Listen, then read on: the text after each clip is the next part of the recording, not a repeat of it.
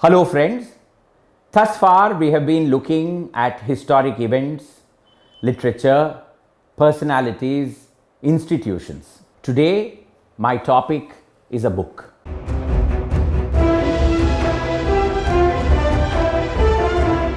It's not just a book, it weighs almost 5 kilos. And the age of the book, it's 106 years old, having been published in 1915. The title is equally impressive, for it's a very long one.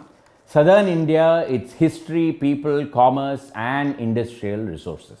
Completely printed in art paper, edged in gilt and bound in leather. No wonder the book is so heavy. It's just not the physical weight of the book, the contents of the book are equally impressive. And all of it has been put together by Somerset Plain. Somerset Plain was a fellow of the Royal Geographical Society in London, and under the auspices of that society, he was sent to Africa to compile a document on the natural resources and the commercial enterprises and the people of that entire continent. That was in 1908. He must have produced something very impressive indeed, because in 1913 he was sent to South India to take up an identical exercise over here. Plain arrived in Madras city, parked himself at the Madras Club, which, as we all know, is the second oldest club in the entire country, and at that time located where the Express Avenue Mall is today. There Plain remained and began his work. He was assisted by two people, J.W. Bond and Arnold Wright, and between them they did not leave a single town or village or locality in the whole of South India. As Plain writes, in 2 years they travelled 7,000 kilometers all over South India, sometimes in bullock cart, sometime on foot, sometime in a motor car, and they had all kinds of interesting incidents to report. But finally, what emerged was a beautiful documentation of not just Madras city, but every village and town that was of importance in what we recognize today as Madras Presidency. At that time, Madras Presidency extended all the way from Orissa right up to Kanyakumari, and Plain went about patiently recording them. It was just not his writing. What makes it even more impressive is the collection of photographs. Practically every page in the book has got pictures, and taken very carefully with the cameras of that time. You must realize that books of that time rarely had photographs. They essentially were text, because it was expensive, but probably for the Royal Geographical Society, cost was not of importance and they were willing to spend the money.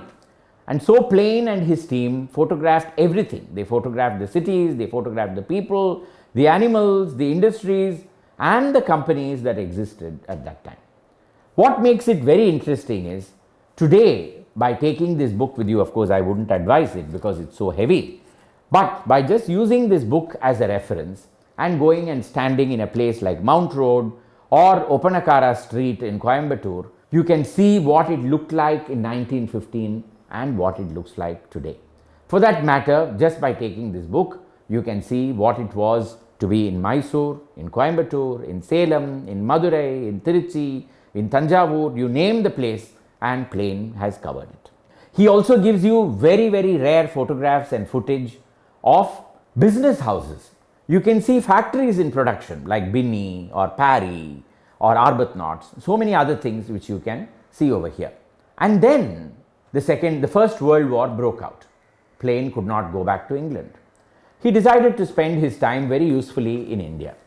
Having produced this book on South India, he decided to do the same thing with Bombay and with Bengal.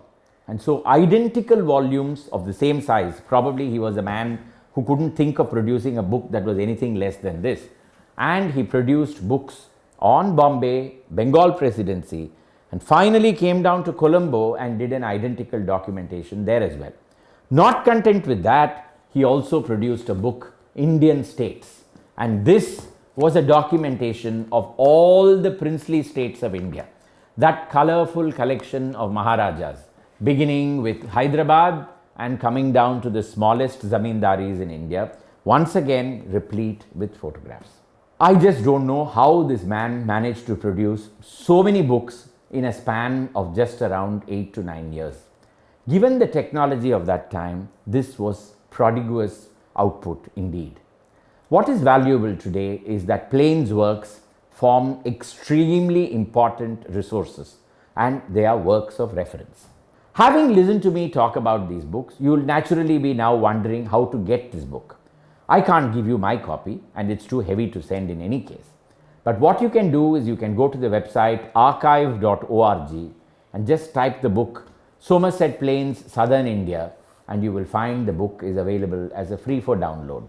Get it and look up your favorite town or village or city and enjoy reading about its history. If you like stories like this, subscribe to this channel and share it with your friends. I promise to be back soon with further stories. Thank you.